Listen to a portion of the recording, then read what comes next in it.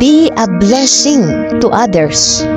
Alam mo ba ang pinakamataas na privilege sa buhay natin ay kung gagamitin ka ng Diyos bilang blessing ng ibang tao, magiging ikaw ang answered prayer ng isang tao. Idadaan sa iyo para malaman ng taong yun na ibinigay ng Diyos ang prayer niya. Mararamdaman mo naman talaga sa sarili mo kapag kailangan ng tulong ng isang tao. May parang urge kang mararamdaman na bigyan siya. May parang ano sa loob na i-provide na pangailangan niya. Yes, of course, you cannot change the world by helping him or her, but you can change his or her world by helping him or her. Mababago ang tingin niya sa buhay. Mababago ang tingin niya sa faith niya. Dahil lang tumulog ka at nag-decide kang i-let go ang bagay na ibinaan ng Diyos sa iyo. Oo naman, hindi naman pinababayaan ng Diyos ang mga anak niya masunurin at mga anak niya hindi nakatingin sa material na bagay, kundi sa relasyon mo sa Kanya.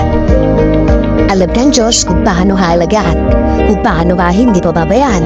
Kailangan kasi ang dadahanan ng blessings niya ay wala din pagkukulang. Malakas, walang sakit, at masaya sa buhay. Nakaka-bless pa lamang ng mga taong tumutulong na ito ay may sarili ding pinagdadaanan. May sarili ding worry sa buhay. May mga problema ding sarili pero nag-decide na sumunod muna sa Diyos dahil may tutulungan ka pa din. Oo naman, masarap mahatanggap ng blessing. Pero mas magiging fulfilling ang nararamdaman kapag ikaw ang maging instrumento ng blessings ng iba. Mababago ang mundo sa pagtulong na gagawin nito. Mababago mo ang pananaw ng iba na ang mundo ito ay puno na ng mga masamang mga tao. Marirealize nila, hindi pa ganun kasama ang tao. At hanggang na yun, sumasagot pa din sa dasal ang Diyos.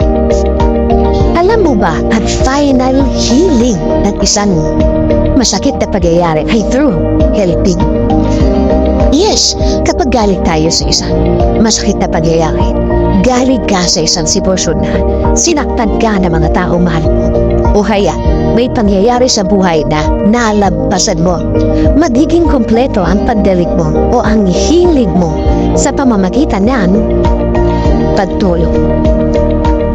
Kapag tumulong tayo, mas nagiging maganda ang tingin mo sa buhay more than sa taong tinulungan mo. Life flourishes when you help.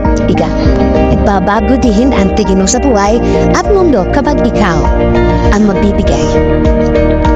Basta, ang totoong pag-anad sa buhay ay sa pamamagitan ng